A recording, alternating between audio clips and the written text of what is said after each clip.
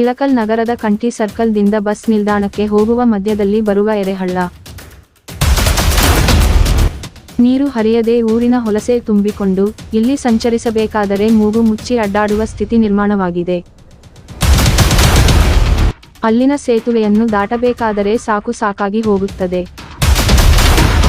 ಈ ಹಳ್ಳದಲ್ಲಿ ನಗರದ ಹಲವಾರು ಅಂಗಡಿಯವರು ತಮ್ಮ ಅಂಗಡಿಯ ಕಸವನ್ನು ತಂದು ಸುರಿಯುತ್ತಾರೆ. ಪೌರ ಕಾರ್ಮಿಕರು ಸಹ ತಾವು ಗುಡಿಸುವ ಕಸವನ್ನು ಸಹ ಇಲ್ಲಿಯೇ ಸುರಿಯುತ್ತಾರೆ. ನಗರದ ಸುಭಾಷ್ ರಸ್ತೆಯಿಂದ ಬರುವ ಗಟಾರದ ಗಲೀಜು ನೀರು ಸಹ ಇಲ್ಲಿಯೇ ಸೇರುತ್ತದೆ. ಹಾಗೆಯೇ ಶ್ರೀ ವಿಜಯಮಹಾಂತೇಶ ಗದ್ದುಗೆಯ ಹತ್ತಿರವಿರುವ ಹಳ್ಳದ ಕತೆ ಇದರ ಹೊರತಾಗಿಲ್ಲ. ಇದು ಅಷ್ಟೇ ಅಲ್ಲ, ಇಳಕಲ್ ನಗರದ ಬಹುತೇಕ ಎಲ್ಲಾ ಹಳ್ಳಗಳ ಸ್ಥಿತಿ ಇದೇ ಆಗಿದೆ.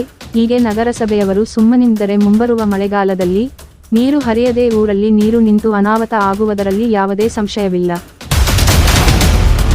ಈ ಬಗ್ಗೆ ಸಾಕಷ್ಟು ಸಲ ನಗರಸಭೆಯ ಅಧಿಕಾರಿಗಳಿಗೆ ಮನವಿ ಮಾಡಿದರೂ ಅದು ಬೋರ್ವೆಲ್ ಮೇಲೆ ನೀರು ಸುರಿದಂತಾಗಿದೆ.